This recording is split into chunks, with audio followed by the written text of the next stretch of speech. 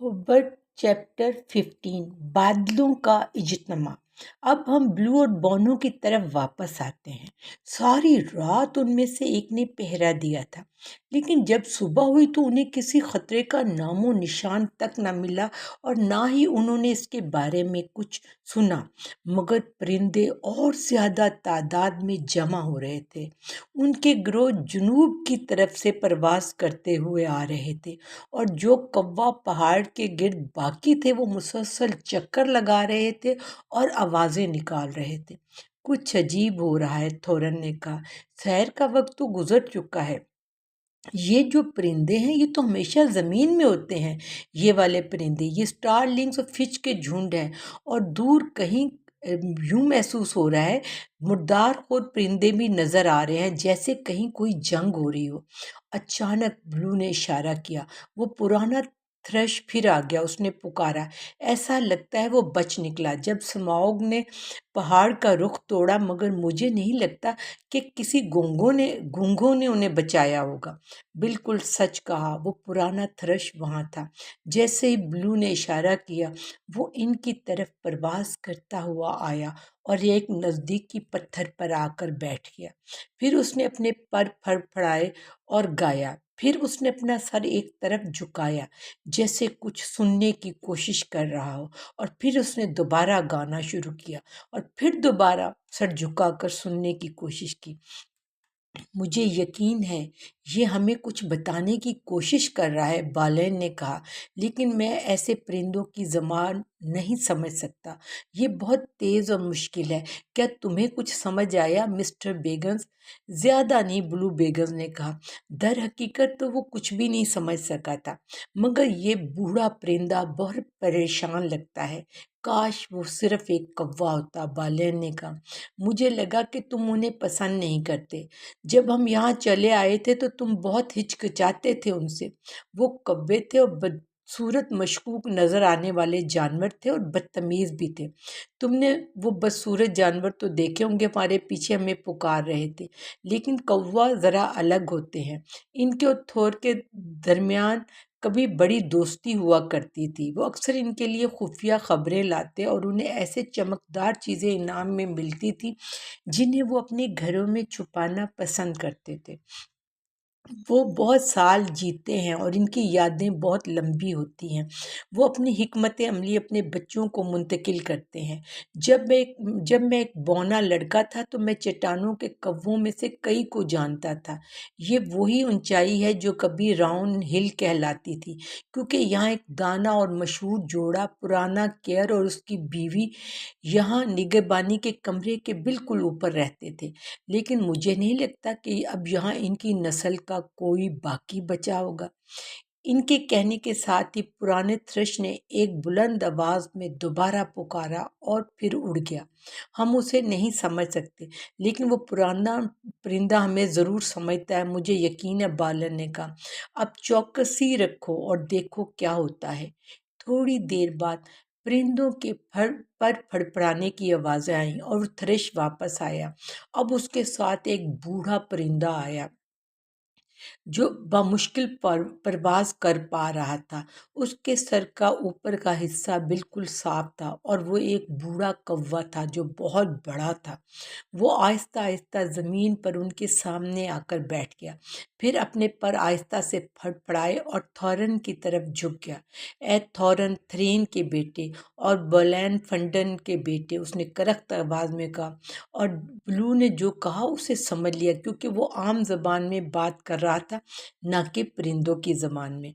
मैं रॉक का बेटा, कार का बेटा हूँ, लेकिन वो तुम्हें पहले से अच्छी तरह जानते थे। मुझे अंडे से निकले हुए 350 साल हो चुके हैं, मगर मैं अपने वालिद की बातें नहीं भूलता। मैं अब पहाड़ के अजीम कौवों का सरदार हूँ। हम कम हैं, मगर अभी भी पुराने बादशाहों को याद रखते हैं। ज़्यादातर मेरी कौम बाहिर है, क्योंकि मैं जनूब में बड़ी खबरें आई हैं। कुछ खबरें तुम्हारे लिए खुशी की और कुछ तुम्हें अच्छी नहीं लगेंगी। देखो परिंदे, दोबारा पहाड़ और डील से جنوب، مشرق و مغرب سے جمع ہو رہے ہیں، کیونکہ اب سب جگہ یہ خبر پھیل چکی ہے کہ اسموگ مر چکا ہے۔ مر چکا ہے، بونے پکار اٹھے۔ مر چکا ہے، ہم بیجا خوف میں مبتلا تھے، اب خزانہ ہمارا ہے۔ وہ سب خوشی سے اچھل پڑے اور ناچنا شروع کر دیا۔ ہاں، مر چکا ہے، روکنے کا تھرش جس کے پر ابھی نہیں گرنے چاہیے نے اسے مرتے ہوئے دیکھا ہے، اور ہم اس کے الفاظ پر اعتماد کر سکتے ہیں۔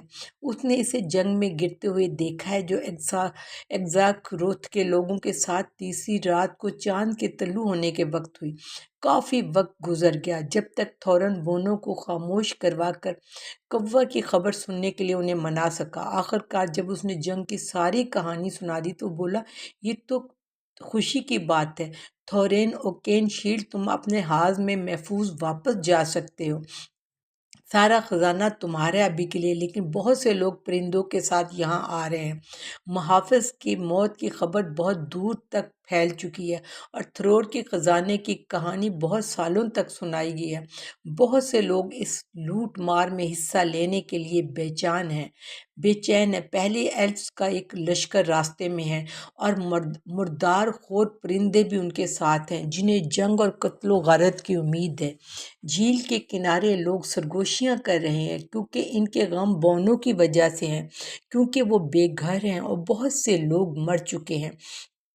سموگ نے ان کا شہر تباہ کر دیا ہے، وہ بھی تمہارے خزانے سے کچھ پانے کی امید رکھتے ہیں، چاہے تم زندہ رہو یا مردہ۔ تمہاری اپنی حکمت عملی ہی تمہارا راستہ متعین کرے گی، لیکن تیرا بونے اور ڈورین کی عظیم قوم کا چھوٹا سا حصہ جو کبھی یہاں آباد تھا، اب دور دور بکھر چکے ہیں۔ اگر تم میرا مشورہ مانو تو تم جھیل کے لوگوں کے ماسٹر پر اعتماد نہ کرو، بلکہ اس شخص پر کرو جس نے اپنے تیر سے ڈریگن کو مارا ہے۔ اس کا نام بارڈ ہے، ڈیل کی نسل سے ہے، گیرن کی لائن کا۔ وہ ایک سخت آدمی ہے مگر بہت سچا اور کھرا ہے۔ ہم چاہتے ہیں کہ بونے لوگ اور ایلفز کے درمیان طویل بربادی کے بعد امن قائم ہوا ہو، لیکن یہ تمہیں سونے کے بدلے بہت مہنگا پڑ سکتا ہے۔ میں نے اپنی بات کہہ دی۔ پھر تھورن غصے میں پھٹ پڑا۔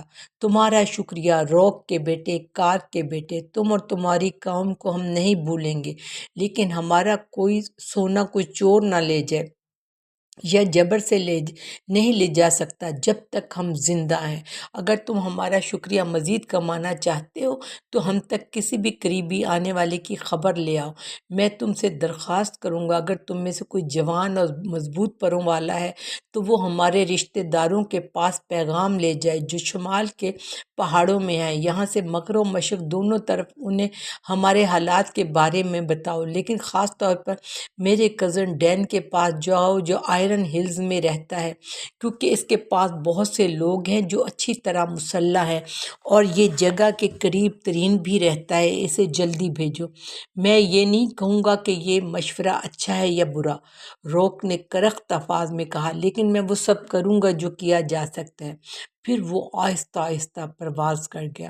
اب پہاڑ کی طرف واپس چلنا، تھورن نے کہا۔ ہمارے پاس وقت کم ہے اور کھانا بھی کم ہے، بلو نے کہا، کیونکہ وہ ہمیشہ اس قسم کے امور میں عملی ہوتا تھا۔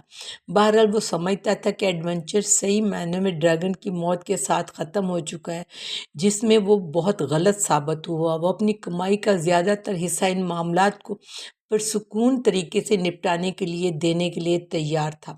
پہاڑ کی طرف واپس چلنا ہے، بونو نے کہا۔ جیسے انہوں نے بلو کی بات ہی نہیں سنی تو وہ بھی ان کے ساتھ واپس چلا گیا۔ جیسا کہ تم نے کچھ واقعات پہلے ہی سنے ہیں، تم دیکھو گے بونو کے پاس ابھی کچھ دن باقی تھے۔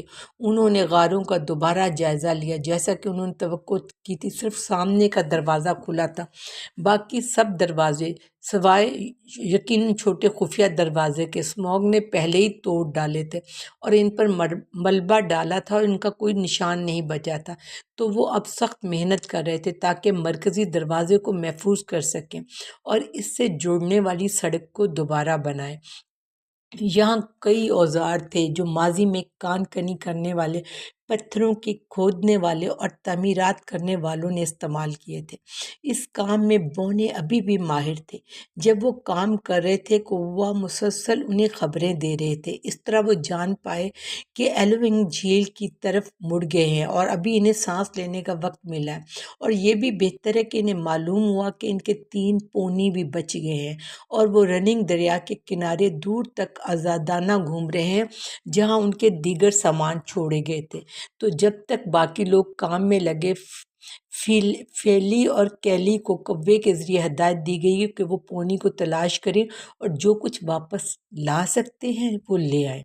وہ 4 دن تک جاتے رہے۔ اس دوران انہیں پتہ چلا کہ جھیل کے لوگ اور ایلف کی فوجیں پہاڑ کی طرف تیزی سے بڑھ رہی ہیں، لیکن اب ان کی امیدیں بلند تھیں کیونکہ ان کے پاس کچھ ہفتوں تک کا کھانا تھا اگر احتیاط سے استعمال کیا جائے۔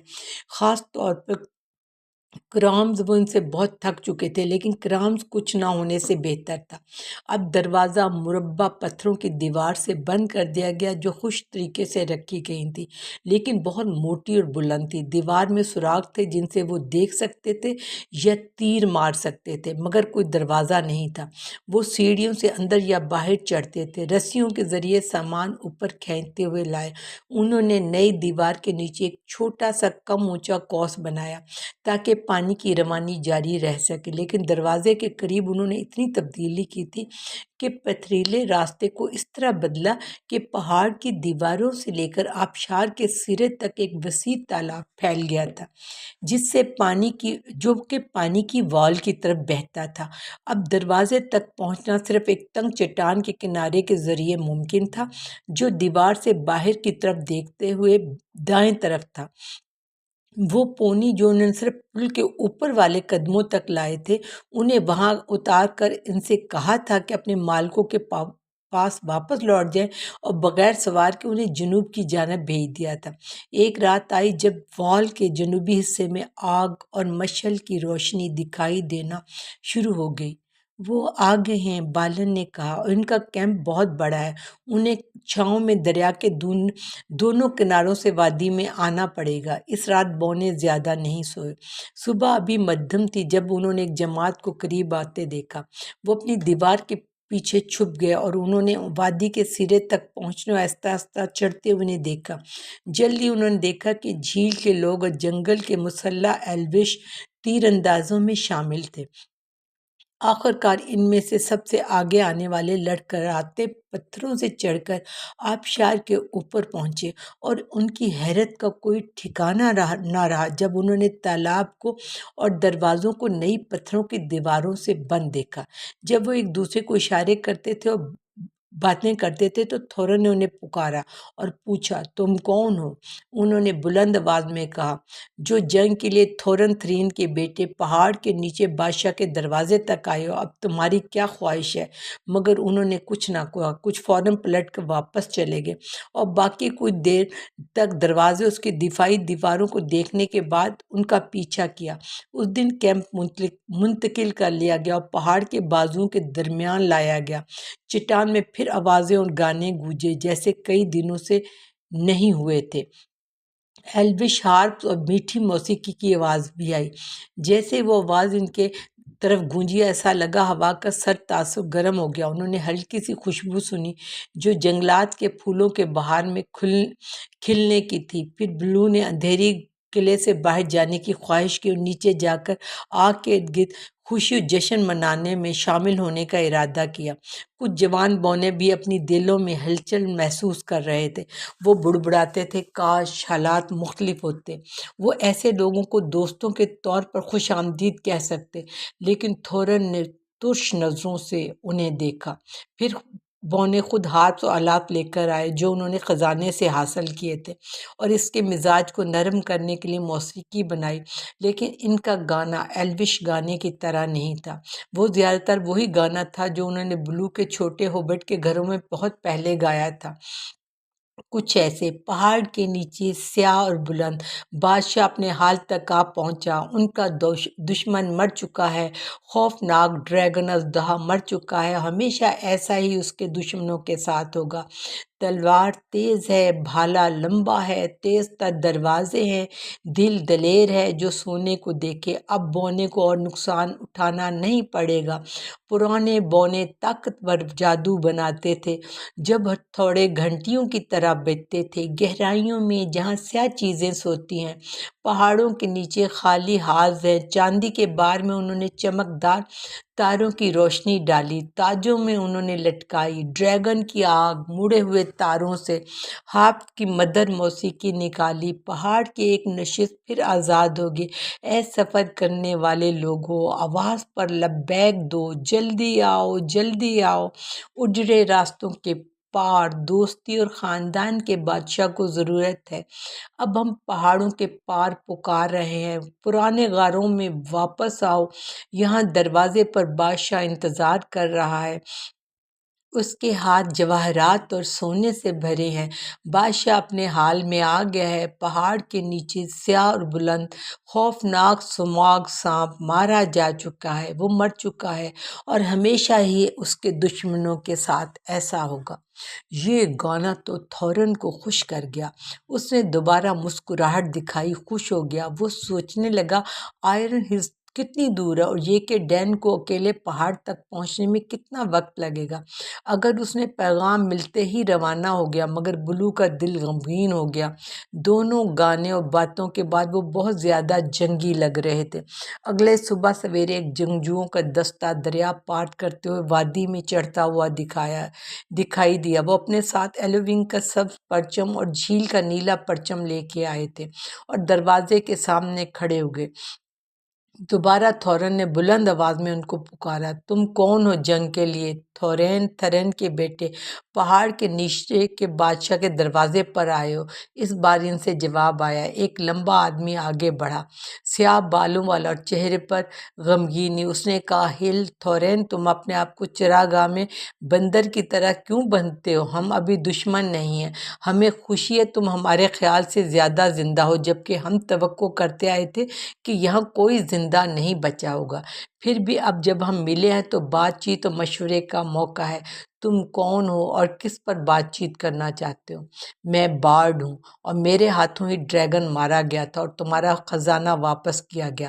کیا یہ تمہاری دلچسپی کا معاملہ ہے؟ مزید یہ کہ میں اپنے حق کے مطابق گیرن آف ڈیل کا وارث ہوں اور تمہارے خزانے میں اس کے حاظ و شہرت کی بہت سی دولت ملی ہوئی ہے جو پہلے سموگ نے چوری کی تھی۔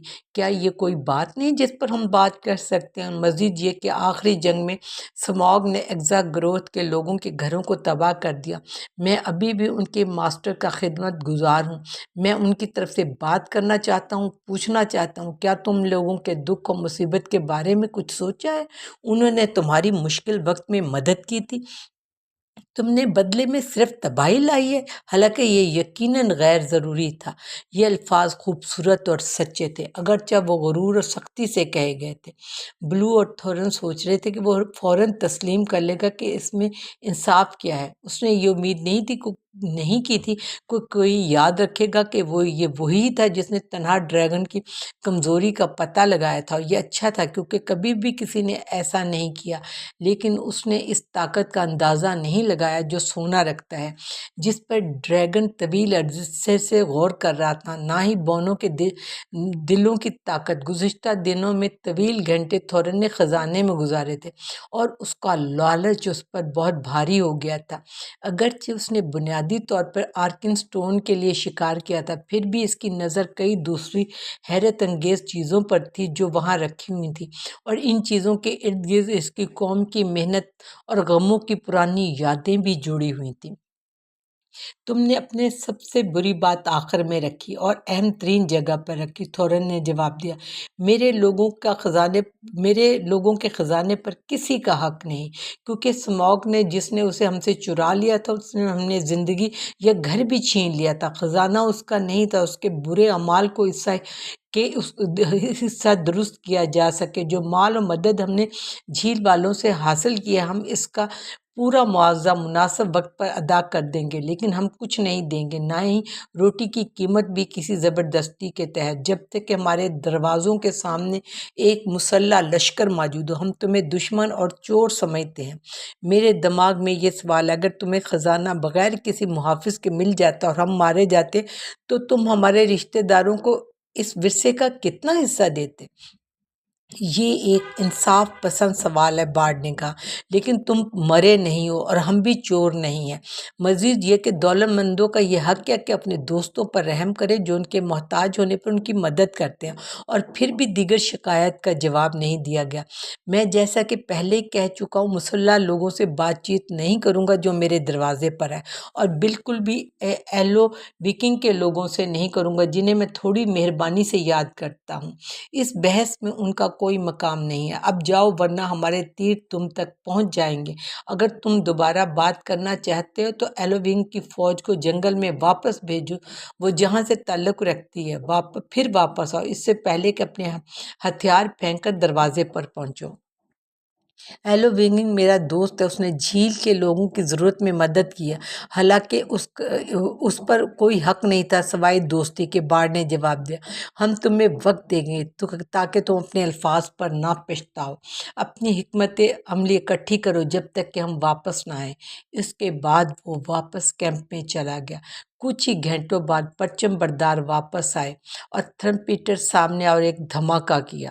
ایزگاروتھ اور جنگل کے نام پر ایک نے پکارا، ہم تھورن کے بیٹے اوکین شیلڈ کو، جو خود کو پہاڑ کے نیچے بادشاہ کہتا ہے، مخاطب کرتے ہیں۔ ہم اسے بتاتے ہیں کہ وہ ان مطالبات پر غور کرے، ورنہ ہم اسے اپنے دشمن کے طور پر اعلان کریں گے۔ کم از کم خزانے کا ایک 12واں حصہ بارڈ کو دینا ہوگا، جو ڈریگن کو مارنے والا اور گیریزن کا وارث ہے۔ اس حصے سے بارڈ ایگزاگروتھ کی مدد کے لیے خود کچھ دے گا۔ اگر تھورن زمینوں کی دوستی و عزت چاہتا ہے جیسا کہ اس کے آباء و اجداد کے پاس تھی، تو اسے جھیل کے لوگوں کو تسلی کے لیے کچھ دینا ہوگا۔